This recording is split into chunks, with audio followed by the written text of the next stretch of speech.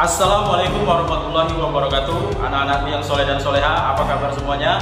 Jumpa lagi dengan saya, Bapak Andi Darmadi, guru Bahasa Indonesia SMA Islam Adi Jammedan.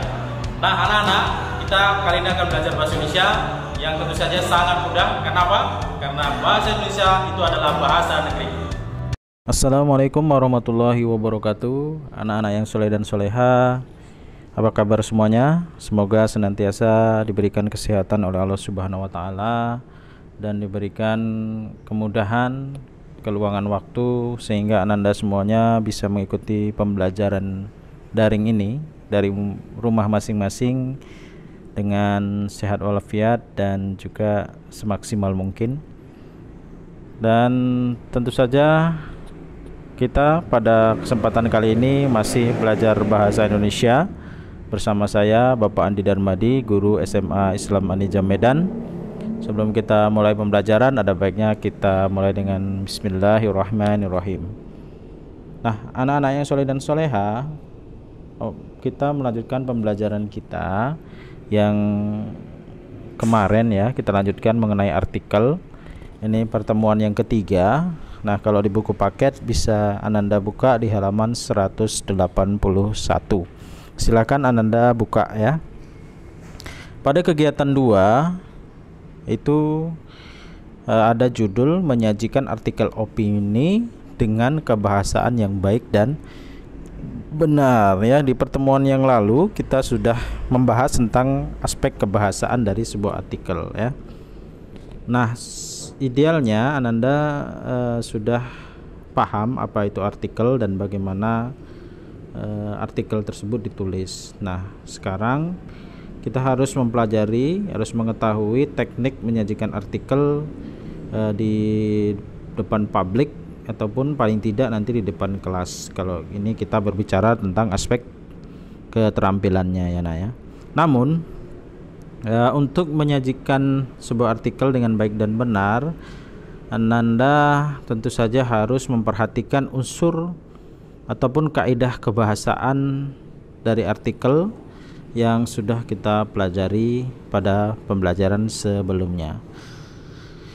Bahasa dalam artikel menggunakan ragam bahasa tulis atau yang lazim disebut dengan bahasa baku ya Nak ya, sesuai dengan konteks situasi ya, situasi yang kita jadikan acuan dalam penulisan artikel tersebut tentunya.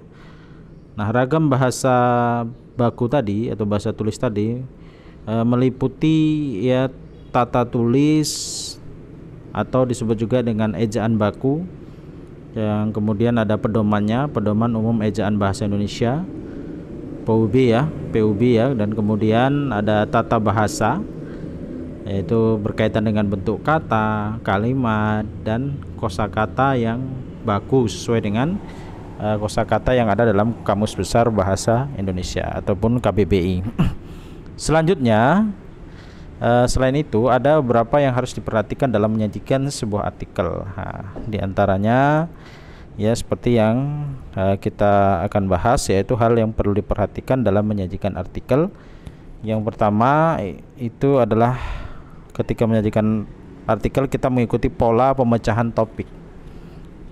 Ya, bisa dilihat di halaman 181 buku paketnya nah ya. Pola pemecahan topik ini adalah pola yang masih berada dalam lingkup pembicaraan yang ditemakan menjadi subtopik atau subbagian yang lebih sempit, kemudian menganalisisnya. Jadi satu topik kemudian dibagi ke dalam subtopik atau subbagian-subbagian, dan kemudian subbagian tersebut dipecah-pecah ataupun diuraikan, dilakukan analisis gitu ya Nak ya. Nah, itu disebut dengan pemecahan topik. Yang kedua yaitu pola masalah dan pemecahannya.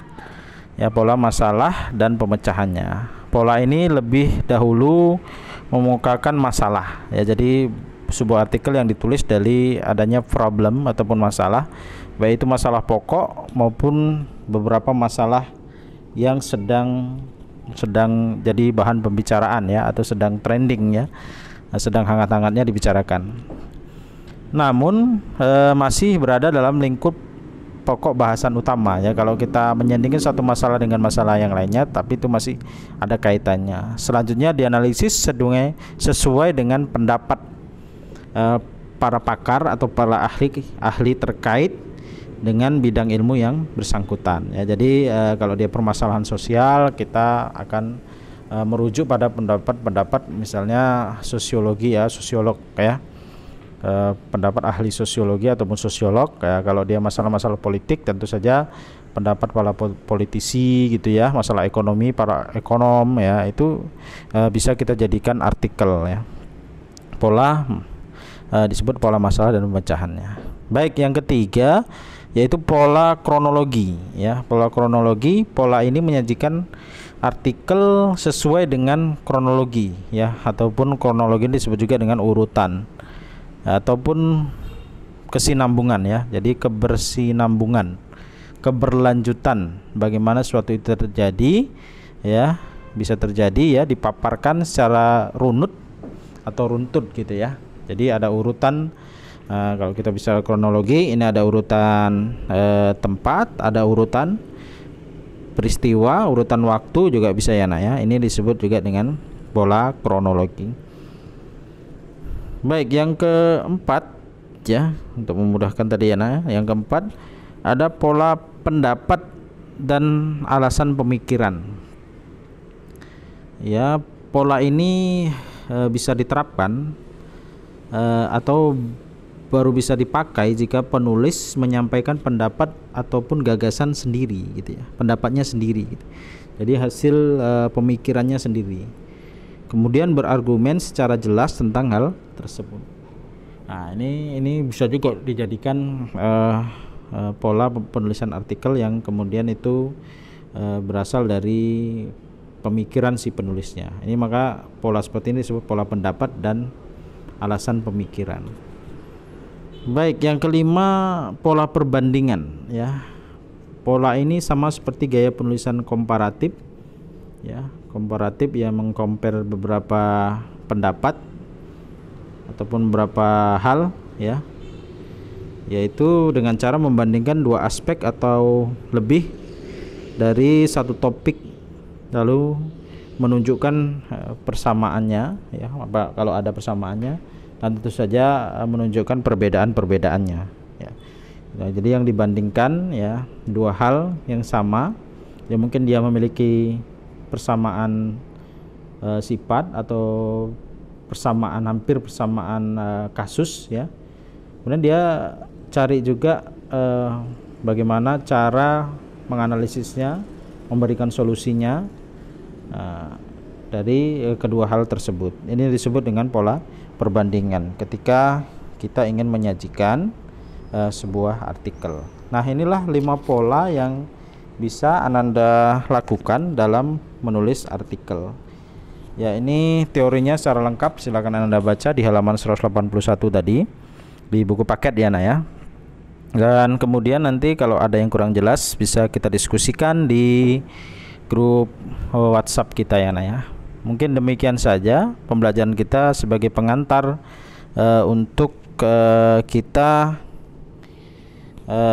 memahami apa itu hal yang apa saja yang perlu diperhatikan dalam menyajikan sebuah artikel. Demikian, semoga pembelajaran ini bermanfaat ya. Tetap jaga kesehatan dan jaga semangat. Sampai ketemu lagi. SMA Islam Anijam, unggul cerdas Islami. Assalamualaikum warahmatullahi wabarakatuh.